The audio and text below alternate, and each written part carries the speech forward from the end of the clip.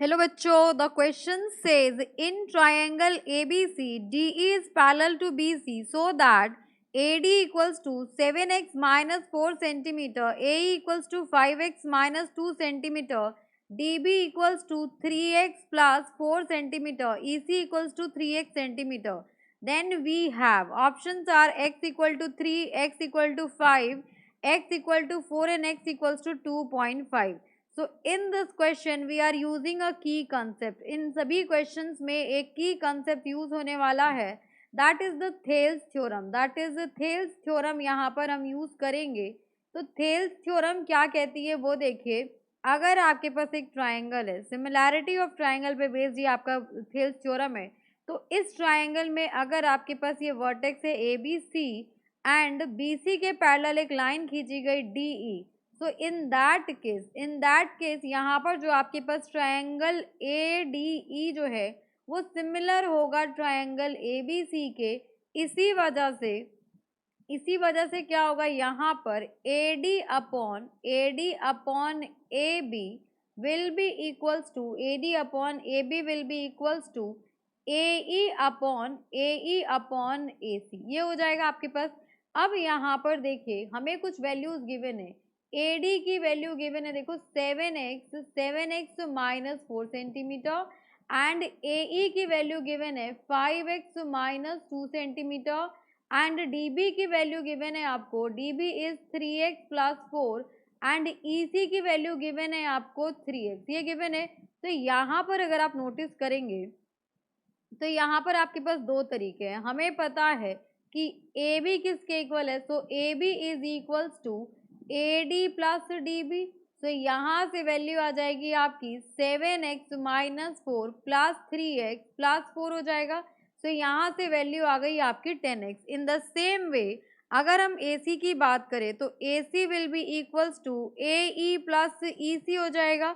तो यहाँ पर आपके पास AE की वैल्यू है 5x माइनस 2. ये हो गया आपके पास 5x माइनस 2 प्लस 3x हो जाएगा. तो ये हो गया आपके पास 8x माइनस 2 हो गया AC की वैल्यू. अब यहाँ पर हम बेसिक प्रोपोर्शनैलिटी थ्योरम और we can say that Thales theorem का यूज करने वाले हैं. तो यहाँ पर देखो AD की वैल्यू 7x माइनस 4. ये हो गया आपके पास 7x माइनस 4 अपॉन AB हो जाएगा. तो यहाँ पर AB आपके पास 10x है, तो ये हो गया 10x इज इक्वल्स टू, यहाँ पर आ गया आपके पास AE इज 5x माइनस 2. ये हो गया आपके पास 5x माइनस 2 अपॉन AC जो कि आपका हो गया यहाँ पर अपॉन AC. यहाँ पर हो जाएगा AC will B 8x minus 2. ये हो गया. अब यहाँ पर आप क्या कर सकते हैं, क्रॉस मल्टीप्लाई करते हैं. तो क्रॉस मल्टीप्लाई करेंगे तो वैल्यूज देखिए क्या आ जाएगी. यहाँ पर 7x माइनस 4 हो जाएगा एंड यहाँ पर 8x minus 2 is equals to यहाँ पर 5x माइनस 2 एंड यहाँ पर हो गया आपके पास 10x. तो यहाँ पर मल्टीप्लाई किया 7 8 जा 56x स्क्वायर हो जाएगा माइनस 7 2 जा 14x माइनस 8 4 जा 32x एंड प्लस 8 4 2 जा 8. यहाँ पर किया हमने तो ये हो गया आपके पास 50x square and minus 20x. ये हो गया.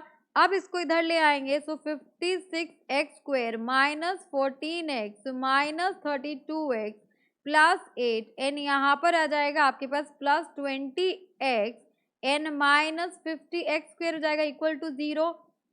तो यहाँ पे x स्क्वायर हो जाएगा 56 minus 50 that will be 6x square and यहाँ पर वैल्यू आ गई आपकी. अगर हम 32 में से 20 माइनस करें तो 12 आ जाएगा and 12 plus 14 will be minus 26x and यहाँ पर आ गया प्लस 8 इक्वल्स टू 0. तो यहाँ पे 2 से डिवाइड कर दे सो 2 3 जा 6, 2 1 जा 2, 2 3 जा 6, 2 4 जा 8 इक्वल्स टू 0.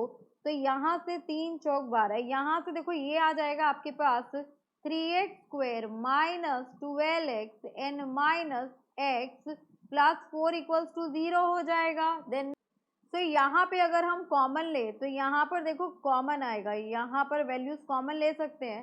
तो यहाँ पर आ गया आपके पास, यहाँ पर देख लेते हैं.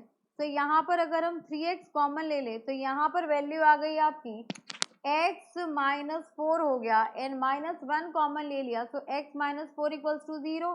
सो यहाँ से आपके पास 3x minus 1 equals to 0 and x minus 4 equals to 0। तो एक x की वैल्यू आ जाएगी 1/3 एंड एक x की वैल्यू आएगी 4। अब यहाँ पर देखो x की वैल्यू 1/3 हो जाएगी और एक आपके पास क्या लिखा है यहाँ पर 4 है। तो अगर मैं यहाँ पर x की वैल्यू 1/3 पुट करूँ तो 5 मल्टीप्लाइड बाय 1/3 माइनस 2 हो जाएगा। तो इसको सॉल्व करेंगे तो ये हो गया 5 माइनस 3 2 6/3।